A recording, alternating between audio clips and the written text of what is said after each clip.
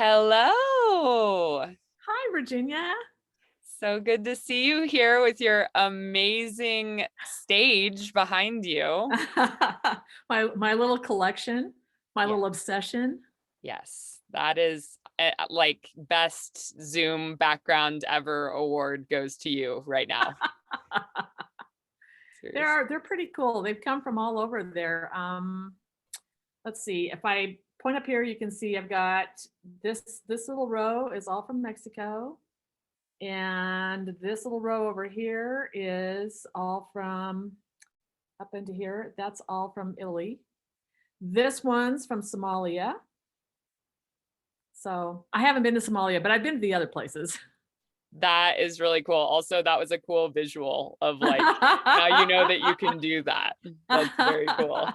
Um, so Tammy, my best and favorite and helped me the most with my writing craft of probably any teacher I've ever had. Thank you. That's very Formerly, nice of you. very true. Formerly known to me as Mrs. Jackson. I would love for you to tell us a little bit about yourself. Well, I taught high school English for a very long time, and I loved it, and it was a fabulous career, and it gave me the opportunity to meet so many wonderful people, and they weren't just my colleagues. So I was able to make connections with students that have lasted for years. Yourself being one of the most important to me, to make friendships with people that I taught. I have friendships with people that I taught 30 years ago. I taught their kids. We hang out together. We go to the bars together. It's so that was a really wonderful career, and I loved it.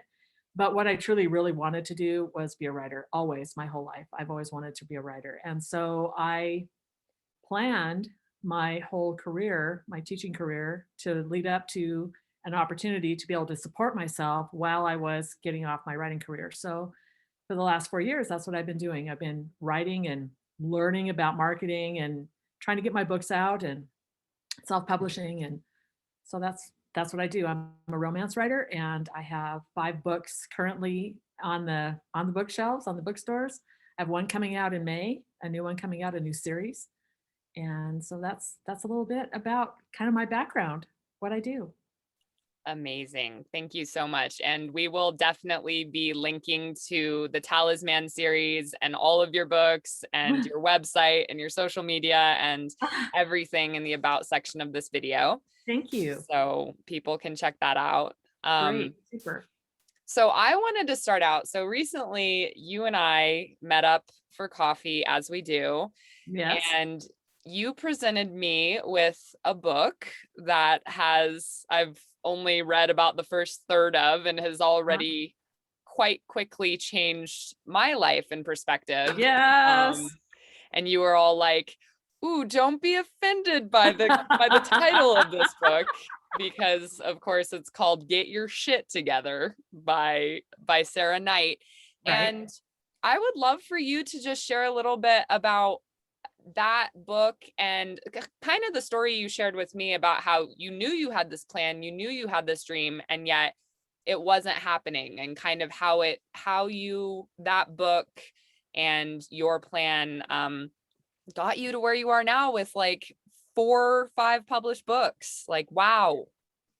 Well, the year after I stopped teaching was really, it was pretty eye-opening, to be honest, because you don't transition from a career, basically a lifetime of doing this one job. And even though I really, really wanted to write and I wanted this full-time job, it was a tough transition for me. And so for a year, I pretty basically didn't do anything. I mean, like, I was writing books. I wrote 2 books that year. So that was good. Didn't do But I really anything. wasn't Right. I wasn't doing anything to promote my career. I wasn't doing anything to build a career. So it's great. You can sit around and write books all the time. And if nobody reads them, kind of what was the point?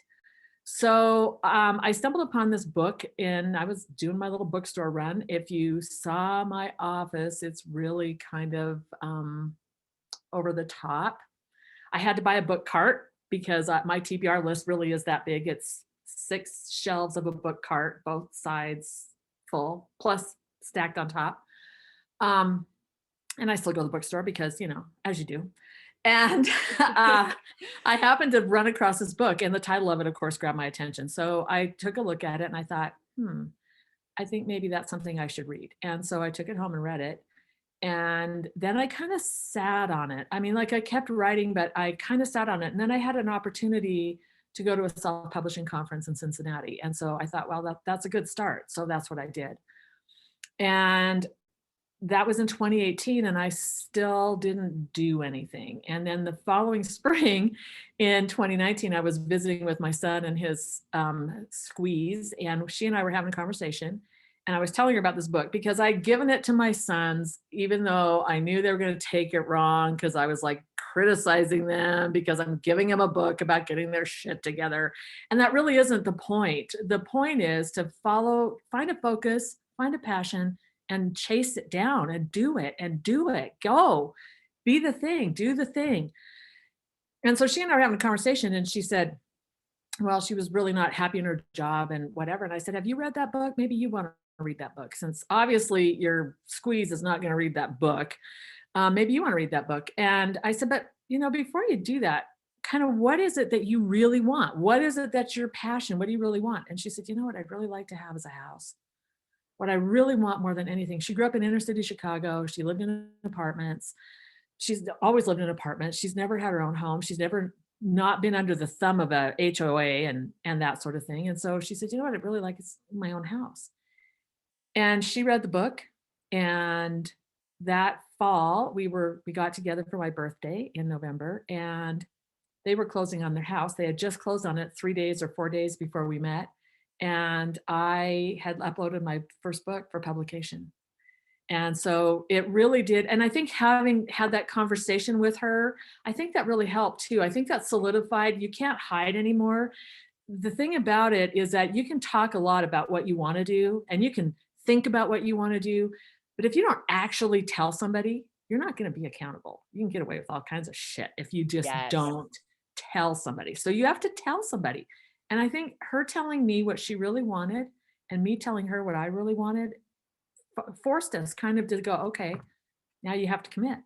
Now you have to do something. What are your next steps? And that book really does help you figure that out too. I mean, like that was really helpful. And the other kind of cool thing that came out of that was she made her move, I made my move. And all of a sudden, my oldest son decided maybe he needed to work somewhere besides a paint store. Maybe he needed to use that awesome degree that he has. And now for the last 2.5 years, he's been the chief videographer for the University of Wyoming Foundation and using his degree and having a great time. So he's pursuing his passion. She got her passion. Their house is awesome. And I have 5 books on the shelves. So I think it's just one of those things where you just have to figure out what your focus is. What do you really want to do? And then what are your next steps? And you can't say, okay, I really want to be a published author. Well, okay, great, super. But that's massively huge. What do you do with that? What do you do with that? So you really have to kind of, okay, step 1, step 2, step 3, step 4. And kind of reading that book helped me do that. And my copy, I mean, like I've read it multiple times, and my copy has markups and highlights and commentary, and that's why I couldn't loan you a copy. I couldn't loan you mine because honestly, it was a mess. So I had to give you one. Had to give you your own copy. Now you can make it a mess your own self. And I'm not, it's somewhere, I think it's like up, it's literally like under my comforter up on my bed. I'm not gonna look for it right now. So yeah, Get Your Shit Together by Sarah Knight. And her, also it's just such a fun read. Like it is one you want to read again and again because her tone is very funny, very quippy, very like, and I think, okay, so literally you gave me that book on either a Wednesday or a Tuesday. And then my whole thing was like, I want to be living in my van. I want to get out of my parents' house and be on the road. Right. 3 days later, after, a month of not doing that, 3 days later, I was gone. And I can tell you that it was because of that book, because, and I Cool. haven't even read the whole thing. Mhm, mhm, Of course I'm going to, mhm. if it already helped me this much. It's just, my takeaway from the first part was like, pick one main objective. You might have a lot of different dreams in your life, Right, but that's like exactly. diffused awareness, divided will, whatever you want to Mhm. call it. And so for me, it was like, okay, like, as you know, publishing a book is also a big goal of mine. But right now, for where I'm at, it was like, be living in my van. And so once you have that one objective, especially as women, I think too, with the diffuse awareness and, you have a family and all of these things, it's like Mhm. we're constantly looking around our environment and seeing all of these things that we need to do. Right. And just having that objective of, or, and I'm a total, and I know you two are like an overachiever and a perfectionist. And so it's like, I can't do it if it's not perfect. And instead, when I just had that frame of, okay, this is my goal to get out of the house. So, like, things that I thought I needed to do, like my van needs to be perfectly decorated. Like, all of these things need to be perfectly in order at my parents' house. And I need to be doing all these things for my parents that they haven't even asked me to do, so that I prove that I'm a worthy human. And with every little thing, it was like, I could just ask myself, does this contribute to my goal? Mhm. And it Exactly. really pared it down. She also talks about how you suddenly, not only are you achieving your goals, it's like you have more time. Mhm. So, Yep, I yep. mean, And she went from, living in an apartment in New York City to living on the beach in the Dominican Republic, which was yep, what her goal was, right, and be able to support herself. right. And so yeah, I mean, it really does it that book more than anything that I've probably read, and I'm not really into that whole self-help thing. I am. I kind of like I kind of like dipping my toe in it every now and again because I think that you can learn things from all kinds of people in all kinds of ways. Yep. But that's not really kind of where I am personally. Um, but that book and I think it really was just the title of it. I was just so curious. And then the way that it's formatted, it really makes it user friendly, and it really makes you feel like, okay, I really can break this down into little chunks, and I really can do this, and I really can reach this goal that I want. And I kind of need to read it again because my goals have shifted. Now I have a whole series out. Now I'm getting a new series out. I have new things I need to do. I have to learn how to I'm going to marketing school. I mean, like, basically I'm taking all these classes because that's something I know I'm not good at, and I'm not where I want to be in terms of being able to sustain myself without without my little safety net. Yeah. And so it would be really, it's helpful to go back and reread. And I haven't read it for 2 years. So it would be a good one for me to go back and reread. And it is one of those books that you come back to it and there's something else. Yep. Okay, that was a step that I wasn't quite ready for at the time. Now I'm ready for it. And I saw that from reading it in 2018 and then reading it again in 2019. Yes. So Are you familiar with Carol Dweck and her books about growth mindset versus fixed mindset? I have heard of her. I have not read her books. Right. I just I think that I mean, she's also on YouTube, and I'll link to something about her in this. It's just, you are such a beautiful example of growth mindset to me. Like, you just outlined it right there without, you may not consciously know what her theory is. It's just, instead of having this idea of, okay, I have been able to observe that I don't necessarily have a strength in marketing.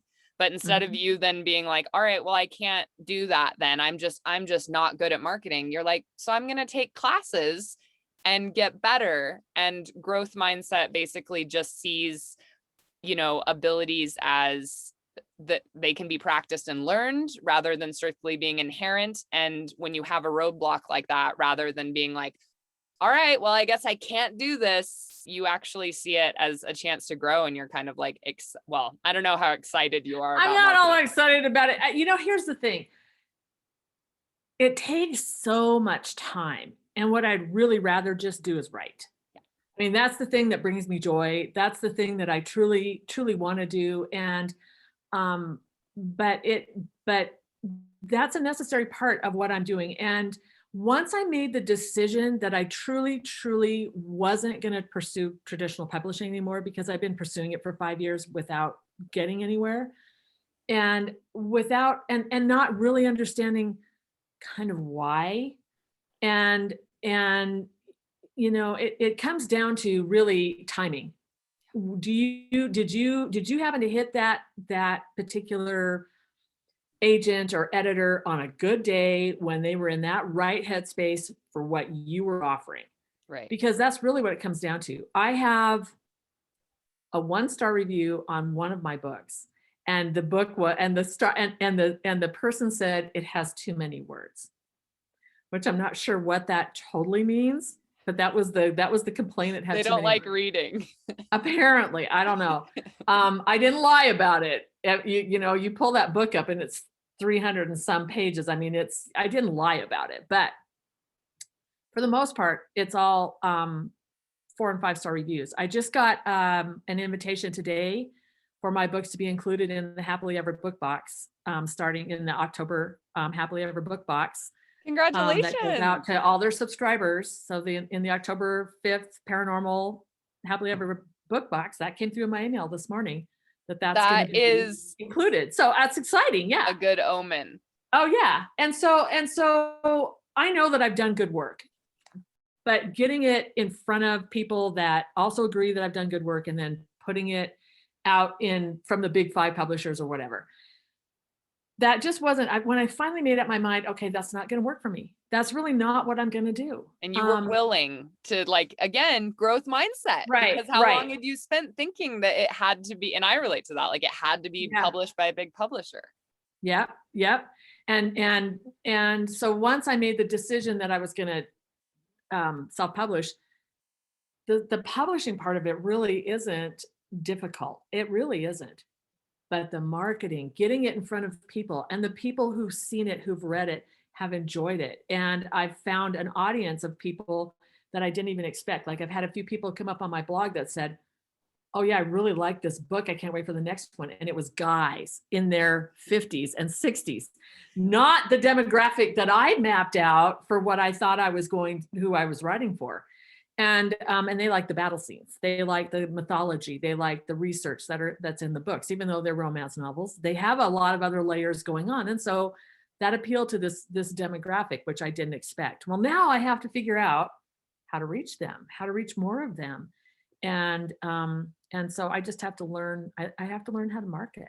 And I want to be successful. I want to be a successful indie author, and a successful indie author sells books. Yes. So. I mean, what I feel for you, and whether this is intuitive or I just know on some kind of subconscious level that this is like the way that cycle works, but I just feel like because you're willing to do the part that you don't want to do and learn that and keep finding that different direction, because nothing is going to stop you from that objective of publishing books and getting your stories out. Like, I think you're just working so hard to build up this momentum, which is very tough to build at first. And my feeling is that once you get that built to a certain extent, like, you are going to find that you're going to be able to spend most of your time again at some point just writing, because you're going to have this kind of, platform and audience and be able to have a team and all these things. And all of that will come because you were willing to do what you felt you weren't great at and didn't want to do in the beginning. Right. And so, and if you want to speak to that, I would also love you to tell us a little bit about what your books are about, because this is, there are a lot of people who are going to be listening to this that love mythology. And Oh, okay. Well, cool. Well, to touch a little bit on your first comment, the thing about figuring out where my weakness isn't writing. I mean, my editor never fusses at my books. She does absolutely make changes and suggestions and improvements, but I never give her something that she can't work with. And so that's kind of the first thing. and then you have to have kind of an idea of how long it's going to take. So I was a little pie in the sky when I started, and I really thought that I would be launching, really like getting it after the first year. Well, I'm now into the fourth month of the second year, and it's not that way. And I've adjusted and decided, okay, I have a goal of where I want to be in 5 years. And now I have something more concrete to work toward, because it was kind of nebulous about, well, in a year, this is kind of where I want to be. But I didn't really have a clue how to get there. And so taking these classes is what's been really helping me figure out how I'm going to get there, what I need to do, what my monthly chunk goals are going to be, so that I can get to this point in a year, and then to this point in 2 years, and this point in 3 years of where I'm going to be. So, and I just took this great class on series writing and series launching from a paranormal romance, or a thriller romance author her name is Jamie Crouch. She's up for some big awards for thriller and romantic suspense, I guess is what it's called. And what she had to say was really resonated with me. I just took her class on Saturday. But I think part of my other issue is that I chose to write in a subgenre of romance that's not hyper popular. It's really popular with the people who read it, Right. but in general population, it's not really popular. But it's what Paranormal you romance. love. It's like, Oh, I love it. Yeah, it's your thing. I read all of it. I mean, like, well, but you love to write. I mean, I know do. you Yeah. read everything. Yeah, I do. I read all of it. No, so, but I just had this idea. I started out writing a cowboy book because I live in the cowboy central of the world, rodeo capital of the universe, whatever we want to call ourselves. So I started out writing a cowboy book, and I actually had a little conversation with Maury Tate out at Mobetta Rodeo, and so a long time ago. And he was really kind, and spent an afternoon with me and walked me around behind the chutes, and talked to me about how the whole operation works. And he was fabulous. And I wrote about 170 pages of that book. And then these characters just wouldn't leave me alone. And I know that to people who don't write, that's a weird thing to hear, but truly they are in your head, and they're as real to me as you are. I mean, like, I totally see them. I know what they're doing. I know how they're going to act. I know what they're thinking. And they get really testy when they don't get their turn to tell their story. And Rowan and Alyssa, chose you. The Rowan and Alyssa, the main characters in Talisman, just kept saying, we don't really give a rip about these cowboy people that you're writing about. What we really want to do is we want you to tell our story. And so you should probably do that. And so, and I was still teaching when I started this series. When I started that book, I was still teaching that whole Celtic mythology unit in the King Arthur unit in Honors Brit Lit. So I was very much immersed in all of that. And I'm always trying to learn something new to teach. So things that I taught in your class I had more things. I taught you more than I taught Hal. I taught Jack more than I taught you. My brothers, by the way. Yes, your brothers. And in the age line. So Hal's first, then Virginia, and then Jack. So I just thought, I really want to pursue this. And so I started writing their story. And I didn't include as much Celtic mythology. I mean, other than the goddesses and what the goddesses do, and the Morrigan and Maeve is a kind of an offshoot of her. They really are really as awful as they are. I mean, like, Maeve really does have she's so sexually voracious that she'll go through 300 warriors in a day. So that's some stamina, I'll tell you. You know that Hal's daughter is named Maeve. I do know that. Okay, it all comes full circle, just saying. So when I started writing that book, I really did not intend it to be a series. I just thought I was writing that one book. And then I gave it to my best friend, who is she was a National Merit semifinalist. her brother and sister, both National Merit finalists. Their family is just brilliant. And she reads widely and she reads voraciously. And I just totally know that she's not going to lie to me. And so so I sent it to her and I said, hey, if this is crap, I need to know this because I need to figure out what else I'm going to do instead of this when I quit teaching.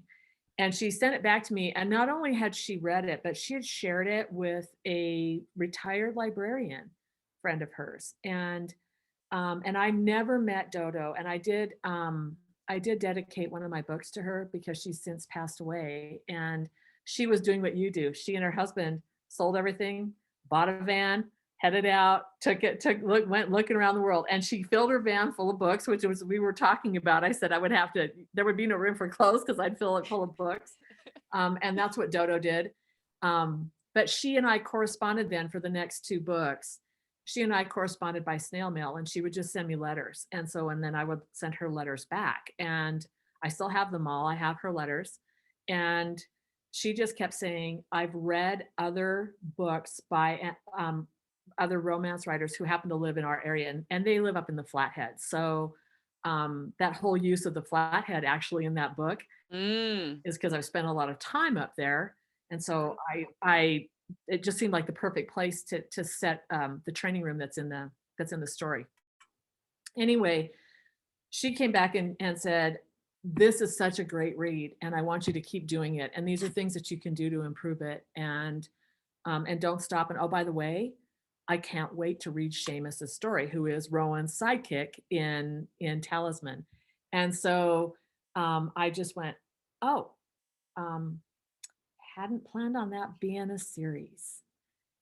Okay. So I sat down to write Seamus's story because he is a fun character. He's so funny and so irreverent and loves to flip people's shit all the time. And he was great. He was a really fun secondary character. And so I thought, okay, I'm going to sit down and write his story. And he didn't want to tell me. He wasn't hanging out in my head. But Rio, Rowan's really obnoxious brother that most people do not like in the first book, was like, but I need to redeem myself. I really am a good guy. Please write my story. And so I wrote his story, and my husband and I had taken a trip to Scotland, and we'd gone to this little town called Ullapool, which is about 60 miles west of Inverness. It's way up in the Highlands. And it's on Loch Broom, which is an estuary, and it used to be a very, very vibrant fishing village. And of course, that's kind of gone away. So there's not a whole lot there, but they do have a great salmon tart at the Anchor pub. And and so we just spent a day there and wandered around, and they have a wonderful little bookstore that has all things Scottish and a lot of really great Scottish writers. And so of course my suitcase got significantly heavier after visiting. And then we came back and we visited some really cool falls, Corryshalloch Falls. And we visited we visited the area where the creek comes down before it reaches the falls, and it all looks like root beer. It's the way that the way the minerals work in the water, and when you actually scoop up the water, it's just pristine and transparent. But when it's flowing, it foams up and it's brown. The base of the under the slate is brown, so it really does look like it's foaming root beer. It's great. Anyway, so all of that ended up in the second book, and it ends up actually in the 5th book as well. That trip shows up in the 2nd book, the 3rd book, and the 5th book. And then I really got involved in this Celtic mythology, and I was like, okay, so now we've got to so there are a whole bunch of stories that show up in these books, and they mainly come from Scottish Celtic mythology, but they also do come from Irish Celtic mythology, just because the Celts ended up, their last refuge, I guess, was in Scotland and Ireland, because it was the only place the Romans really couldn't chase them anymore. And so the most Celtic countries, and it was really fun because I'll tell you what, they speak Gaelic, and it's a different version of Gaelic in Ireland, Scotland, and Wales. And their road signs are in Gaelic and in English. And we listen listened when we were driving, we were listening to a Gaelic radio station. Couldn't understand a single thing. But oh my gosh, it was so fun to listen to it. And you understand why the Scots and the Irish have the brogues that they have, because it's based in that, it's based in the way that you speak Gaelic in their countries. So these stories involve multiple gods and goddesses from the Celtic pantheon, most of the baddies, but a couple of the good ones, a couple of the ones that are helpful. And Skaha is the warrior trainer, and she really is this. She reminds me a lot of the Quidditch. I mean, in my head, it's the Quidditch coach in the Harry Potter movies. Yes. Seriously. I have to find out. I know who that actress is, and I can't think of her name. I can't think of who it is either. Yeah. But anyway, but that is kind of how she's described in mythology, the warrior trainer. And the warrior trainer is a woman, because the Celts are a matrilineal society, and they are a matriarchal society. And women have equal rights, equal power, equal autonomy, equal self-actualization with men. And so that's really appealing to me. Plus, having a female villain is not normal in a romance novel. And so I wanted to do something a little bit different. And besides that, they're really fun to write. And so I have 3 main female villainesses, I guess. The Morrigan, whom I call Morgan just because it's easier for a modern audience to deal with her. And I've had a few purists that got a little testy with me in reviews, which just kind of made me laugh. And I was like, but good for you. I mean, like, call me out, that's fine. But I did it because saying Morgan is a lot easier. Plus it modernizes her, and she wants to be more modern. Maeve, and then Maka. And Maka she's a dual, she has duality to her. So in the 5th book, she's the problem goddess, and she's the one who's creating all the trouble. But at the same time, she's also looking for the protagonists to kind of redeem themselves, kind of bring themselves along to kind of improve themselves, and she'll reward them for that. So if they make it, they're gonna come out of things with they're gonna come out. The main protagonist makes a huge sacrifice in the very beginning of the book. She loses something incredibly valuable to her, that absolutely changes who she is and how she thinks and the way that she looks at the world. She was kind of crashing through it, having a great time, partying, having way too much fun. And then this thing happens to her, and it really closes her down. And she needs to find some way out of that. And she's going to have to get outside of herself to do that. So relatable.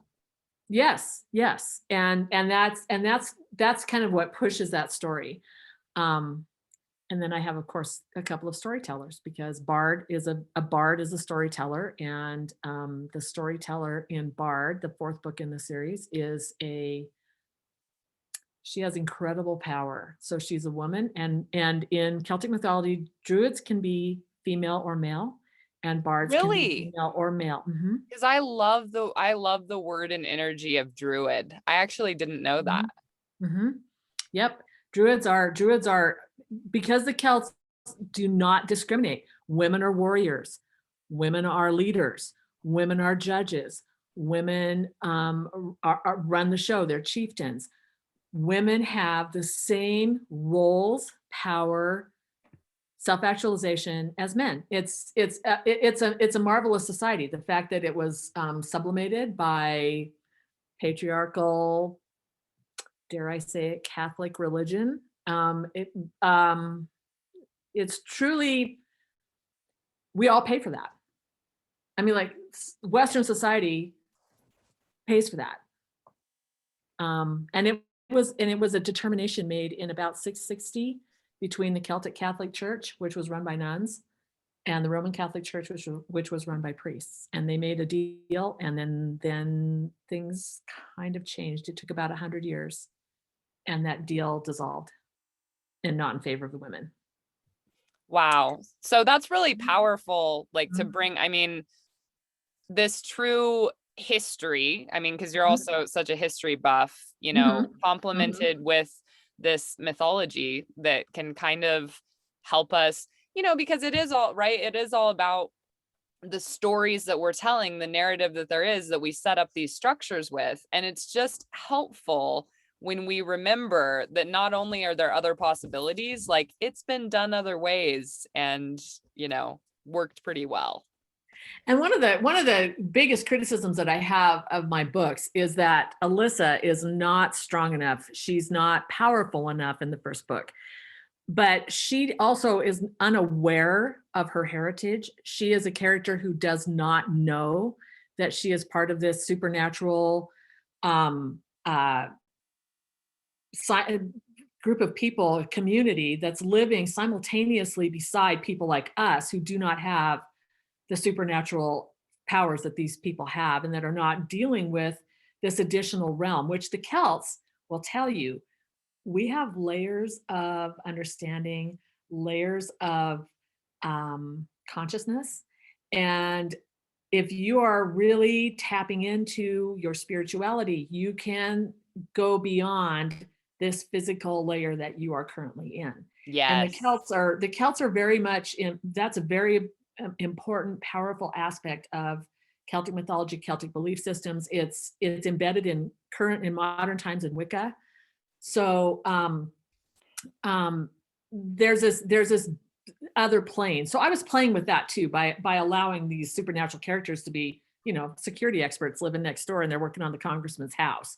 So Alyssa doesn't know about that. She's studying Celtic mythology because she, in her subconscious, knows that that's important to her, but she's a grad student who really does not know her heritage. She doesn't have a clue, and she's been orphaned. And so she doesn't know anything. And by the end of the book, she's more powerful than she was at the beginning of the book, but she still doesn't totally come into her power until the third book. Yeah. I mean, like, she shows up in the third book and people are like, yeah, don't mess with her. She's the boss. I mean, even her father-in-law, who is this warrior, is like, don't mess with her. If she says what she says, you do what she does because she's the boss. And so you have to hang into the series for a while. Right. For the people who are upset about what happened to her, you hang into the series for a while, and they're upset about her best friend, who in the second book kind of subsumes herself to her warrior, but it's because she's scared of Skaha. Because this is a warrior that Skaha has really favored, and he has incredible power, and she doesn't want to fail him. Yeah. And in real life, when you don't want to fail somebody, you do tend to kind of pull back. Yep. I mean, real people do that. Yeah. So I get that I'm writing a fantasy. I get that I'm writing, it's completely fictional, but these are, in my head, again, these are real people. Yeah. They're real people, and they have these flaws, and they're not perfect. And so, when I get some reviews from people, I'm like, I'm sorry you missed that. And I need to figure out how to make that more clear in the next one. And I'm listening. I really am. I'm writing the sixth book in the series right now, and the female protagonist is a warrior. So, and she's wielding that claymore, and she's badass. She's also pissed at her brother most of the time, but so I again, with kind of all of the phenomenal women and people, mostly women, also people that I'm interviewing for these, what I'm calling the divine dialogues. I'm hoping that this will get to be an ongoing thing between us, because you are honestly, one of my greatest teachers from high school, and then just continuing in life. And I don't think that, it's like, I want my platform, a lot of it, to be like, here are the things that are helping me, and so maybe this can help you guys as well. Right. So we'll, kind of start to wrap this up. I think the last question that's coming to me for right now is, how does your faith as a person tie in with this whole thing? Because there's all of this, and I'm assuming also that your heritage is Celtic, which mine also is as well. So there's all of this like mysticism and magic when it comes to, Celtic mythology, history, genealogy, and then you are also Christian. So what's going on there? That's I just was listening to another podcaster who was talking about how we are dual beings. Yes. And when we try to make it all mesh together and make it all nice and tidy and clean, we're not happy people, because that's not Yes. we are dual people. So when I let my when I make my mom leave my head, and her very she's in my family, my mom's the chauvinist, not my dad. My dad encouraged me to go to college. My dad helped me go to college. My mom was like, no, no, we're buying you a sewing machine and luggage, and you're going to marry your car, and you're going to live at home. You're going to be a wife and a mother, and that's what you're going to do. And I was like, nah, got to do a little more than that. I have bigger dreams than that. And my dad was like, go follow, chase those dreams. And then when my sister came along, and he said, and you too, go chase those dreams, go do the thing. Um, and so I don't hear a male in my head telling me follow the patriarchy. I hear a Mhm. female in my head saying follow the patriarchy, because that's what she did. Right. And she's not been a happy person because of that. And um but the women in the Bible, and I've actually taken classes on women in the Bible, and the women in the Bible were powerful people.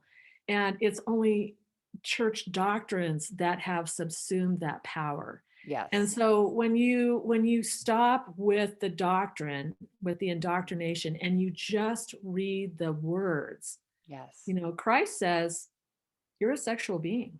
Go be a Yes. sexual He being. befriends harlots. If you're paying attention to the New Testament, he says that. And there's nothing in there that makes Mary Magdalene a whore. I mean, nothing. Right. And I've done some research about her, and there's nothing. That was the Romans, who had real attitude about women. That was the Romans when Constantine had his big vision in the sky that caused him to decide that maybe they should quit persecuting Christians and join them. Um, when the Romans had their council at Nicaea and they determined the doctrine for the church, they made these decisions that really did not.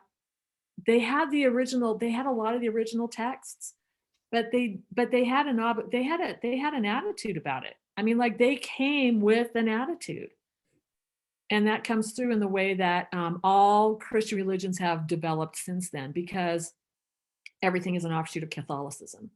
Right. So I go to church, I do pray, I believe, and I think the Holy Spirit's female. Ooh. So Yes. I truly do. I truly believe that the Holy Spirit's female.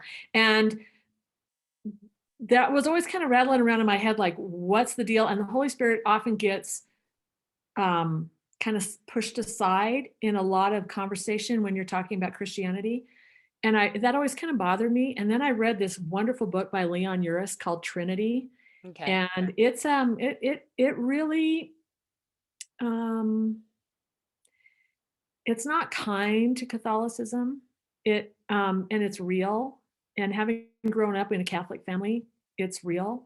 Um, um, and there's a comment in there about the Holy Spirit being female, and then it follows up with that in several chapters. And that was like that was the moment. And interestingly enough, my father-in-law is the one who turned me onto that book and said, "This is something I really want you to read." And one of the great things that was fun for me, he and I would trade books all the time, and he always found the exact right book for me, and I always found the exact right book for him, and we would talk about that. And people were like, "Wait, huh? You two in books?" Because he was such a cowboy, and I'm not. And but that was something that was a big deal. I mean, his urn sits in my office right on my bookshelves. So Mm, see, he and I talk books still. Um, uh, yes. It's kind of one-sided conversation, but we do. And um, so it's not as hard for me to reconcile it the older I get. When I was Mm, younger, it was a lot harder. Um, but when I was younger, it was also hard to reconcile that I loved my gay cousin and my whole family was like, but that's a sin. And that was hard. That wow. was really hard. And so the older I get, the easier that is. And the more that I learn and the more that I grow and the more Yes. that I expose myself to people with new ideas or different ideas or another way of looking at it. Yes. So it's there is some tension there. There is some struggle. Hmm. But at the same time, it's sort of like, I don't know the answer and I'm not going to know the answer till I go to the next plane. So for Yes. right now, this is where I am. Yes. And I mean, I love that. And tension can be really good if we're just willing to hold it, because Mhm. you're not letting it stop you and you're not letting it inhibit you. And you're not Right. saying that and I think that's integration to me, or an example of it, which I'm very interested Mhm. in, whether Mhm. psychologically, culturally, spiritually, you name it. Just allowing these paradoxes or dualities to exist. It's like Mhm. I'm both of these things. And Mhm. there are, and I'm always looking for connections of like, oh, look how Celtic mythology is saying the same thing as the Bible. And like, is there really a difference between, this kind of magic and this kind of Taoism or whatever spirituality? I just think it's Well, I think that's really, Joseph Campbell's point in The Hero with a Thousand Faces. yes. He's trying to show how all of our mythologies and I loved irritating the crap out of kids when I taught because I would make the comment about, the mythology of the Bible and then you could just watch them go, It's all my little literal. very, very, very conservative little students and I'd be like, now slow your roll. Slow your roll. Yeah. When we're talking about this, it's not like it's a fairy tale. Stop. You've got to figure out your definitions. Right. And then I would bring up the hero's journey. Yes. You were So, probably the first one to tell me about the hero's journey mhm. and maybe turn me on. What's the name of that? Ollie has that book in Australia. What is it called though? It's like the writer's journey, the hero's journey Oh, with it's the writer's journey. Yeah, the writers, yeah, with the yeah, labyrinth on the front. And we read right. that a lot. We got into Joseph. I mean, so you were kind of a portal into Joseph Campbell for me, who um yeah, I mean, the hero's journey, that's just such a phenomenal framework for life. And that's exactly it. It's like, wait a second, there's like these common cycles and themes that we can kind of see emerging in everything. So that must be coming somewhere deeper than, time and culture and place. Hmm. Yeah, I think the So, human psyche is a lot deeper and a lot more interconnected than people understand or believe or realize. And the problem, especially in modern American society, is that everything is surface. yes, Everything is how it looks. yes, Everything is surface and how it looks. And it's not about digging in and finding your way. And it's all about immediate yep, and surface and how it looks. And we can just, all this here's as long as this up here is smooth, shiny. all this down here, this roiling and roiling and roiling, we can't we're just going to keep a lid on that. We don't Yep, want to see that. We're just going to keep a lid on that, it's gonna and explode. eventually the lid blows. We just saw that in 2019, didn't we? Yep, yep. And it blew in all kinds of ways. I mean, like, I really feel like the pandemic was one of these things. Mm-hmm. I truly do. Yep, That was coming, and there were people that were predicting it yep, 7, 8, 9 years ago. yep. This was not a surprise to a person like David what's his name? Qualley? I Yeah, think his name is Qualley. He's a medical researcher. He lives in Bozeman. I know who And you're talking about. Yep. yeah, and he predicted this in a book in 2014 that actually got Barack Obama to go, we should probably have a commission to deal with this. And then, of course, in 2017, President Trump disbanded that same commission. And then, boom, 2 years later, we kind of really needed it. Yeah. And that was there. There it is. This is what's going on. What's going on with racial inequality? That's not new because we've had these really public deaths Mhm. of Black people. That isn't new. Yeah. I mean, I was just, my heart was sick when, and now I feel terrible because I cannot remember the man's name, but he was dragged to his death in Texas in 1996. And the men who killed him, and he was just walking down the road. He just needed a ride. He had his thumb out. He just needed a ride. And these two men killed him because he was Black. And they ended their lives in a prison, and rightfully so. But that just sort of went away. It was like, okay, that made national news for about a minute and a half. Put it, tamp it back down, just Put that lid on there. avoid Put that that lid on there. conflict, avoid Put that. the lid on there. Right. And And then so the I think that cycle comes I back think around. exactly. And I really feel like we just haven't figured out how interconnected we truly are. Yep. And how, even if the way that the Native American tells the story is different from the way that the Caucasian tells the story, Yep. is different from the way the Samoan tells the story, Yep. is different from the way the Japanese tells the story. At the end of the day, when you drill down in, Yep. it's the same story. And that's what Joseph Campbell's telling us. Yep. Amen. And I think, and yeah, and just to tie that together too, that's why, instead of getting so caught up in the surface details of, our life story and what are people going to think, and is this going to be taken seriously, and blah, blah, blah, like, we're all here to tell the same story at some really deep level, but we only truly get to do that when we allow it, to be what it individually and truly expressively is for us. And I admire you so much for doing that. And your life and your books and what you're doing right now is a true testament. And literally, look at you. You are the hero with 1,000 faces. Look behind you. There we go. Right? There we go. Okay, we get that's it. Great. That's awesome. That's a fun little irony there. Yeah. That we ended up here at this place. But yeah, there you go. So there you go. Well, as I said, I will, again, I hope this is the first of many conversations that not only do we get to have, we also get to share. And I'm very excited to link to your bio and all of the places that people can find you and your books. And, I hope that this inspires some other storytellers out there, not just to write, but to go ahead and get published. Yeah, absolutely. I certainly hope so too. We need more books. Yep. Amen. We need more books. Always more perspectives. So thank you so much, Tammy. Thank you, Virginia. I will talk to you soon. Love you. Love you.